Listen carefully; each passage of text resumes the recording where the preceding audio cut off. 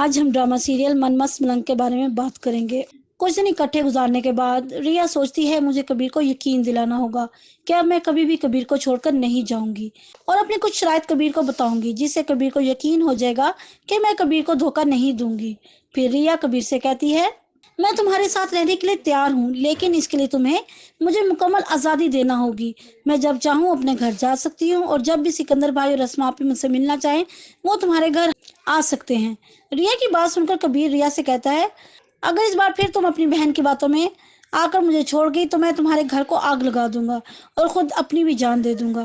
یہ سن کر ریا ڈر جاتی ہے اور فیصلہ کرتی ہے کہ اب مجھے کبیر کے گھر رہ کر کبیر سے اور اس کے گھر والوں سے اپنے والد کی موت کا بدلہ لینا ہوگا اور اپنی بہن اسما کے ایک ایک آنسو کا حساب لینا ہوگا۔ پھر اسما اور ریا گھر واپس آ رہے ہوتے ہیں کہ واجد کا ملازم بھولا کبیر کی گاڑی پر حملہ کرتا ہے اور کبیر کو شوٹ کرنے لگتا ہے کہ کبیر اپنی گن نکال کر بھولا کو زخمی کر دیتا ہے اور پھر بھولا ڈر کر بھاگ جاتا ہے۔ پھر کبیر ڈری سہمی ریا کو حوصلہ دیتا ہے اور کہتا ہے تمہیں اب تک یقین ہو جانا چاہیے کہ ہم دونوں خاندانوں کے درمیان کوئی تیسرا ہے جو صرف مجھے قتل کرنا چاہتا ہے۔ اب میرے گھر والے تو اپنے بیٹے کو قتل نہیں کریں گے تو پھر کیا تمہارا بھائی سکندر ہے یا پھر اسما کا پرانا عاشق جو نہیں چاہتا کہ ہمارے خاندانوں کی دشمنی ختم ہو۔ پھر کبیر اور ریا گھر واپس آ جاتے ہیں۔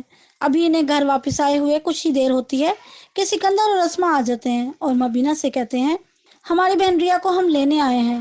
سکندر کی آواز سن کر کبیر روم سے باہر آتا ہے اور اپنی والدہ سے کہتا ہے ہماری واپسی کے بارے میں صرف گھر کے افراد یا نوکر جانتے ہیں، تو پھر ریا کے گھر والوں کو کیسے خبر ہوئی؟ کیا کسی نوکر نے بتایا یا گھر کے کسی فرد نے؟ کبیر ابھی بات کر رہا ہوتا ہے کہ اسما غصے سے کہتی ہے یہ تمام باتیں بعد میں معلوم کرنا کیونکہ تمہارے گھر کے افراد جاسوسی کرنے میں ماہر ہیں۔ پھر ریا جو ایک طرف کھڑی سب سن رہی ہوتی ہے، سکندر اسے اپنے پاس بلاتا ہے اور کہتا ہے چلو ریا ہم تمہیں لینے آئے ہیں۔ پھر ریا اپنے بھائی سے کہتی ہے نہیں بھائی، میں اپنے تمام سوالات کے جوابات لے کر ہی کبیر کو چھوڑوں گی اور میں یہ بات جان کر رہوں گی کہ کیا وجہ تھی جو اسما آپی کی زندگی برباد کر دی گئی۔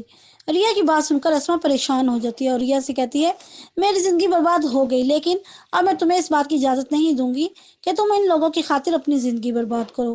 وہیں دوسری طرف کبیر مطمئن ہو جاتا ہے اور جان جاتا ہے کہ ریا ایسے دھوکہ نہیں دے گی۔ پھر سکندر اور اسما کے گھر جانے کے بعد کبیر مرہا کو بلاتا ہے اور اسے کہتا ہے کہ مجھے یقین ہے کہ ریا کے گھر میں تم نے ہی اطلاع دی ہوگی۔ اگر ویڈیو پسند ہے چینل کو سبسکرائب اور ویڈیو کو لائک اینڈ شیئر کرنا مت بھولیے گا۔ شکریہ۔